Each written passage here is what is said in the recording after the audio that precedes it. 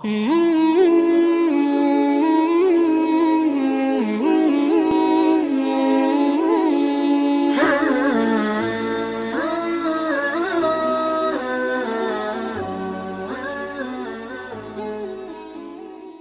kita mendapatkan hidayah dari Allah untuk lebih meneladani Nabi Muhammad SAW terhadap kasih sayang kepada orang-orang yang lemah, ya, dan bagaimana juga Rasulullah SAW juga mendidik para sahabatnya untuk lebih mengetahui mana yang lebih utama daripada yang bukan lebih utama. Ya. Allahu a'lam bishawab. Demikian jemaah, insyaallah kita lanjutkan lagi, nanti masih ada pembahasan tentang perang Khawazin atau perang Hunain ini insyaallah pada pertemuan yang akan datang, ya. Demikian Pak Eryo. Ya, syukran Tad. Satu pertanyaan Tad mungkin bisa dijawab Tad, terkait apakah perbudakan itu kalau di era saat ini masih diperbolehkan dalam Islam? Tafadhol Ustaz. Ya, jadi hukum perbudakan sampai sekarang itu tidak ada yang menghapusnya, ya, tidak ada yang menghapusnya, dan kita juga tidak tahu, ya, yang jelas hukum perbudakan itu masih diakomodasi di dalam Al-Qur'anul Karim. Di dalam Al-Qur'an juga tetap tidak ada larangan perbudakan, gitu ya. Tetapi kalaupun terjadi, Islam sudah punya cara bagaimana caranya untuk membebaskan mereka.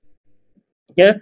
Misalkan ya, sekarang perbudakan itu banyak negara-negara lain, misalnya negara kebudayaan Eropa dan yang lain-lainnya, itu mereka anti perbudakan, tapi ternyata secara praktek mereka justru mempraktikkan perbudakan.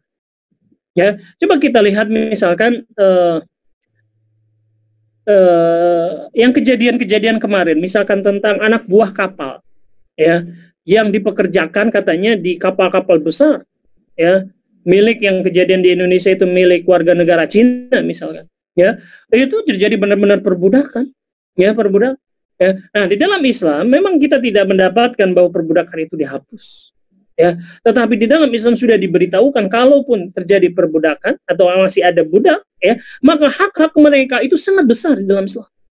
Ya, budak itu harus diberikan pakaian yang sama dengan pakaian tuannya, makan dengan makanan yang sama dengan tuannya, dan diberikan motivasi targhib yang luar biasa banyak, ya, untuk membebaskan mereka. Ya, misalkan, ya, kafarah puasa membebaskan budak. Kafarah sumpah membebaskan budak, ya, dan beraneka ragam lagi amalan yang lain, ya, yang kafarahnya adalah membebaskan budak, ya, juga motivasi-motivasi yang lainnya. Beliau memuji Abu Bakar As-Siddiq radhiyallahu anhu karena seringnya dia membebaskan budak, gitu ya. Demikian, Allahu a'lam bishawab. Ya, syukran Tad. Ya, luar biasa banyak informasi dan ilmu yang bisa kita dapatkan. Untuk perang Hunain ini mungkin tidak cukup ya di pertemuan yang sekarang. Insya Allah nanti dilanjut di pekan selanjutnya, di bulan selanjutnya maksud saya. Sekaligus mungkin juga nanti kita bisa lihat apa sih hikmah-hikmah yang bisa kita ambil dari kejadian perang Hunain ini. Ya, syukran, jazakallah khair Ustaz Herman. Ya, salam buat jamaah yang lain yang hadir juga di kajian. Bapak-ibu.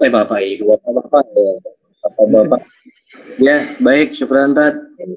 Assalamualaikum warahmatullahi wabarakatuh. Kemudian kita Waalaikumsalam warahmatullahi wabarakatuh. Silakan Tad. Ya. Baik Bapak-bapak, seperti yang sudah diinformasikan di grup WA bahwa setelah ini akan ada sosialisasi dari Yayasan Pengelola Makam Syariah Al-Azhar. Ya, barangkali nanti akan ada materi yang bisa disampaikan, dipresentasikan di Zoom ini.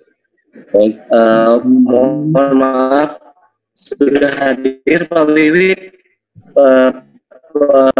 pengurus yayasannya Pak Wiwit. Oke. Sudah. Oke, boleh. Oke. Iya. Oke, silakan Pak. Terima kasih Pak Wiwit dan DKM Masjid Al-Faz. Bismillahirrahmanirrahim. Assalamualaikum warahmatullahi wabarakatuh. Waalaikumsalam. Allahumma sholli ala Sayyidina Muhammad wa ala ali Muhammad. terima kasih kepada Jamaah Masjid Al-Fas yang telah memberikan waktu kepada kami dari Al-Azhar, mewakili yayasan dalam rangka menyampaikan sosialisasi tentang kafling makam muslim. Jamaah sekalian, saya sambil memberikan ada slide yang biar lebih jelas ya tentang kafling makam Al-Azhar ini. Sebelumnya mungkin bagi kita, bagi ya orang Indonesia sebenarnya sudah tidak asing dengan dengan wasiat orang tua kita. Sering dahulu mereka menyampaikan untuk minta dimakamkan di tempat tertentu, misalnya di kampung atau di rumahnya atau maksudnya di samping rumah dan sebagainya. Jadi sebenarnya ketika seorang masih hidup itu sudah orang tua kita dulu sudah sangat biasa berwasiat di mana akan dimakamkan seperti itu. Kemudian sebelum saya lanjut, ternyata saya juga bersyukur hari ini semua jamaah Masjid Al-Fas ini ternyata semua pejabat ya, saya lihat pejabat semua ya minimal sebagai camat Pak. Ya maksudnya calon mati gitu Pak. Jadi masalah ya dekat dengan mati ini kan bukan hal yang bagi sebagai muslim yang beriman ini bukan hal yang menakutkan, karena kita kembali kepada Allah itu tentunya dengan iman. Jamaah sekalian, perkenalkan nama saya Abdurrahman Lawi dari Al-Azhar. Saya menyampaikan sedikit tentang kafling makam muslim ini. Bagi jamaah sekalian mungkin sudah sebelumnya sudah kenal dengan ya yang tetangga sebelah yang sebelumnya makam juga, tapi memang dikelola oleh orang lain seperti itu. Nah hari ini atau sebenarnya dari Yayasan Al-Azhar sendiri sudah punya kafling makam muslim, dan jamaah sudah sangat asing, maksud saya sudah tidak asing dengan Al-Azhar ini, karena dengan banyaknya sekolah-sekolah Al-Azhar dari mulai TK sampai universitas kita sudah punya, lanjut kemudian punya amal usaha kafling makam muslim. Jadi kami bukan entitas yang baru, tapi memang yang sudah lama berkecimpung di pendidikan, terus melihat potensi di kafling makam muslim ini. Sayang daripada diambil oleh orang lain, kenapa tidak kita kelola sendiri kafling makam ini. Jamaah sekalian, bahwa Al-Azhar ini sebenarnya sudah dibangun sejak 2011 dengan luas lahan hektar kurang lebih 25 hektar. Kapasitas kami sampai hari ini dengan luas tersebut 29.000 kafling, yang sudah dibangun hari ini sudah 10 hektar. Dan yang sudah terjual sudah 10.000 kafling, dan makam yang ada, yang sudah ada makamnya itu kurang lebih 600 makam. Informasi yang perlu saya sampaikan di sini adalah dari makam yang sudah ada ini, dari hampir kurang lebih 600 makam, itu 80% adalah pemindahan makam dari PPU di Jabodetabek dan Bandung. Sisanya dari 600 ini makam yang memang meninggal mendadak atau sudah punya makam di Al-Azhar terus meninggal dunia. Ini juga sebagai fakta di lapangan, mungkin bagi ada beberapa saudara kita yang masih takut kemudian atau pamali dan sebagainya kalau beli kafling makam terus cepat mati ya. Padahal kalau di fakta di lapangan itu dari 600 makam yang ada, dari 10.000 yang beli itu 80% makam yang ada adalah pemindahan makam.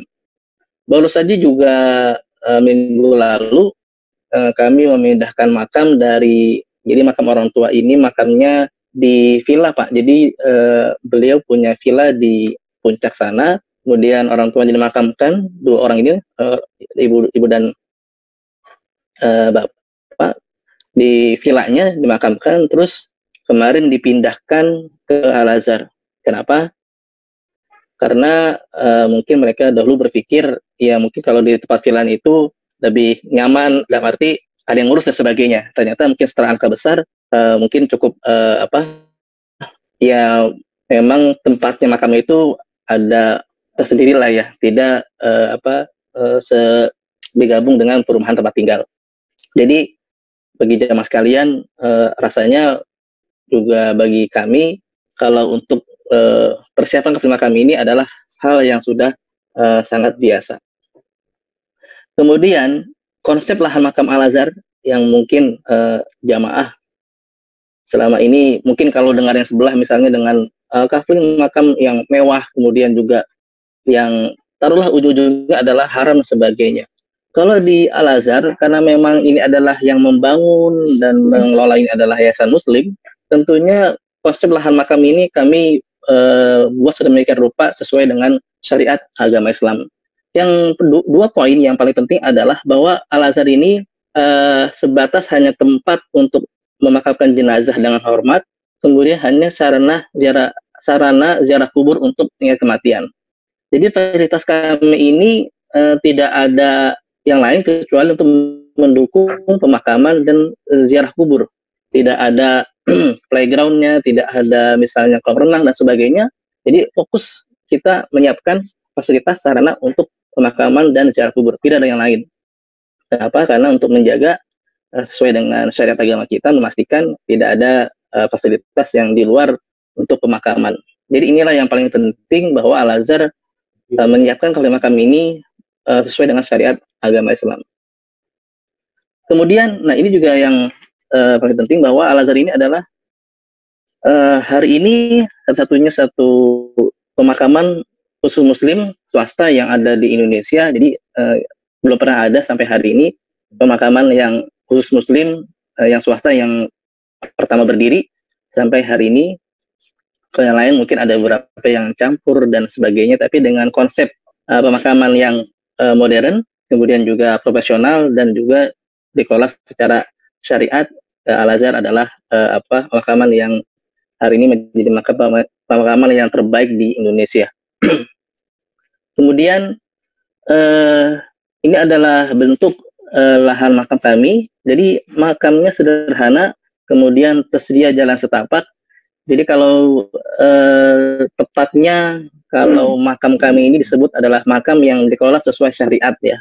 Kenapa? Karena kami memastikan bahwa siapapun yang hadir ke lokasi makam kami itu keluarga atau ahli waris yang ingin ziarah itu tidak akan menginjak makam yang ada. Kenapa? Karena sudah ada jalannya, sudah ada walkway-nya. Jadi insya Allah yang disebut dengan larangan melangkahi, menginjak makam atau menduduki makam itu tidak mungkin karena sudah kami siapkan, sudah kami atur sedemikian rupa sehingga siapapun yang berkunjung ke Al-Azhar ini mereka sudah jalan pada tempatnya. Inilah yang memastikan bahwa kami adalah makam Muslim yang profesional yang sesuai dengan syariat agama kita.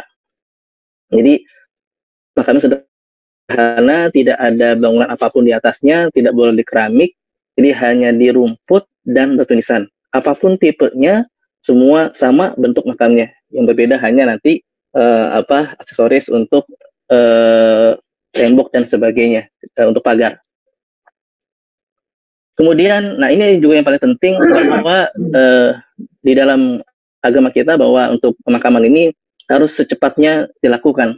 Karenanya di Al-Azhar ini pemakaman 24 jam, murni 24 jam, artinya kalau ada yang sudah punya kafling makam di Al-Azhar ini meninggal ketika di maghrib atau di ba'da asar misalnya, mereka ingin segera dimakamkan, kita ready 24 jam untuk pemakaman jam berapapun, bahkan di kemarin bahkan hari ini pun di masa-masa COVID seperti ini banyak yang pemakaman itu jam 12 malam, jam 3 pagi dini hari. Kenapa? Karena kalau SOP COVID itu mereka harus paling lama 4 jam harus dimakamkan, jadi tidak ada kata untuk menunda pemakaman esok hari, jadi harus sudah dimakamkan. Dan ini kami sudah terbiasa dan memang sudah SOP kami, bahkan sebelum COVID pun sudah biasa memakamkan ketika di tengah malam atau di waktu dini hari. Jadi ini yang mungkin di pemakaman lain tidak ada. Kemudian, nah ini adalah salah satu fasilitas kami bahwa di Al-Azhar ini ada gedung untuk disebutnya gedung pemulasaran atau fasilitas untuk memandikan dan mengkafani jenazah. Jadi kalau saudara Muslim kita yang tinggal di apartemen itu pasti ketika meninggal dunia tidak mungkin bisa memandikan atau mengkafani jenazah di apartemen ya. Pasti harus keluar dan kami menyiapkan ruangan ini, gedung ini sebagai fasilitas untuk fasilitas memandikan dan mengkafani jenazah. Jadi fardu kifayahnya sudah sangat lengkap dari A sampai Z, semua sudah tersedia di Al-Azhar ini. Dan ini gedung ini gratis, bisa difungsikan untuk seluruh kaum muslimin yang punya kafil makam di Al-Azhar. Kemudian, nah ini yang paling penting, bahwa di Al-Azhar ini bebas biaya perawatan rumput untuk selamanya. Ini Pak yang saya rasa yang paling membedakan antara kami dengan pemakaman di TPU misalnya, atau di luar makam swasta, bahwa sebenarnya apa sih poin daripada kenapa kita harus punya kafil makam di Al-Azhar, kenapa sama aja di TPU juga sama-sama dimakamkan, kemudian juga tidak ada hubungannya dengan nilai amal dan sebagainya. Tapi paling tidak kalau di Al-Azhar ini, ketika sudah dimakamkan orang tua kita, buat ahli warisnya, buat keluarganya, itu tidak ada lagi beban apapun untuk biaya perawatan bulanan atau tahunan, itu nggak ada lagi Pak. Jadi kadang-kadang kalau di TPU itu kan ya, kita harus ada biaya perawatan bulanan, tahunan, pajak, perpanjangan dan sebagainya, yang mungkin tidak seberapa nilainya, tapi kadang-kadang suka lupa, kelewat. Akhirnya kita cerita tentang makam yang hilang atau makam ditumpuk, itu biasa terdengar di pemakaman yang seperti biasanya ya. Tapi kalau di Al-Azhar, buat ahli waris, ini adalah satu hal yang sangat membantu mereka, karena ketika sudah selesai pemakaman, ahli warisnya tinggal ziarah saja, semua perawatan makam kami yang merawat untuk selamanya. Ini adalah poin yang paling penting, kenapa sih harus punya kafil makam di Al-Azhar. Kemudian, ya seperti tadi, selesai dimakamkan, keluarga ketika ziarah ke lokasi kami, mereka tinggal request ke kami untuk ziarah misalnya, itu kami siapkan tenda dan kursi ini gratis.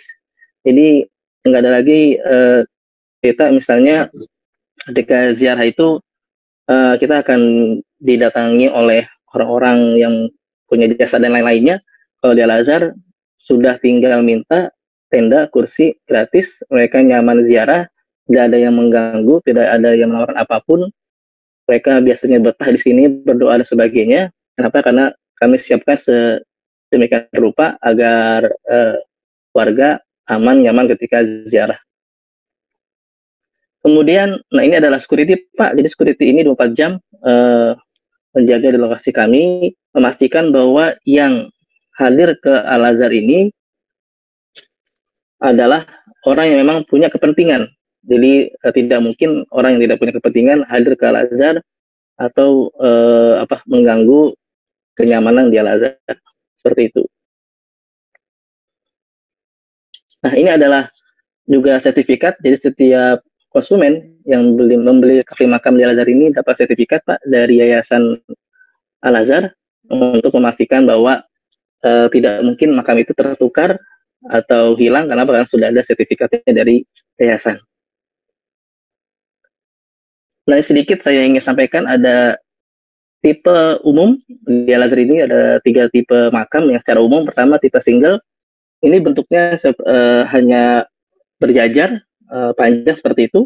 Satu baris bisa 20 atau 30 unit, yang tergantung konsumen kita, mereka mau ambil berapa. Jadi keluarga bisa menyiapkan, misalnya ada 10 anggota keluarga, bisa ambil 10 unit. Kenapa? Karena kalau sudah membeli kafil makam itu pasti kepakai Pak. Tidak ada orang yang punya kafil makam ini merasa kebanyakan. Kenapa? Karena pasti akan kepakai. Kapan dan paling tidak mereka sudah siap.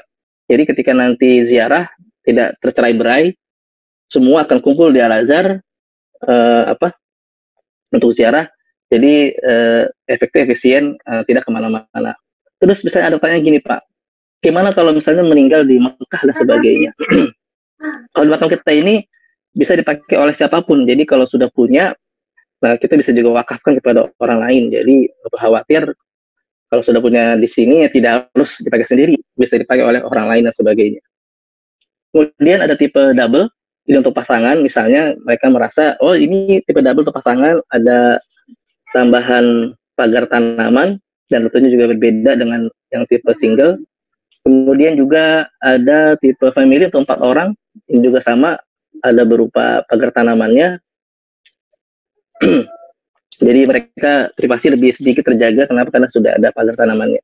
Baik, itu Pak yang bisa saya sampaikan. Mungkin ada jamaah yang ingin bertanya dari slide yang tadi saya tampilkan. Saya agak cepat karena saya tahu tadi jamaah harus main sepeda, harus olahraga. Silakan Pak. Baik, Pak Nawi, mungkin barangkali nanti leaflet atau brosurnya atau selebarannya bisa di-share ke kita ya Pak Nawi. Iya, boleh Pak. Oke, ini pertanyaan paling dasar nih Pak Nawi, mungkin mewakili yang lain, biaya masalah mahar gimana Pak Nawi? Iya, untuk boleh saya share di sini sedikit ya, untuk harga kafling di Al-Azhar itu untuk tipe single itu paling kecil itu sekarang Pak lagi ada promo Idul Adha, itu 1 unit single itu 35.064.000 Pak.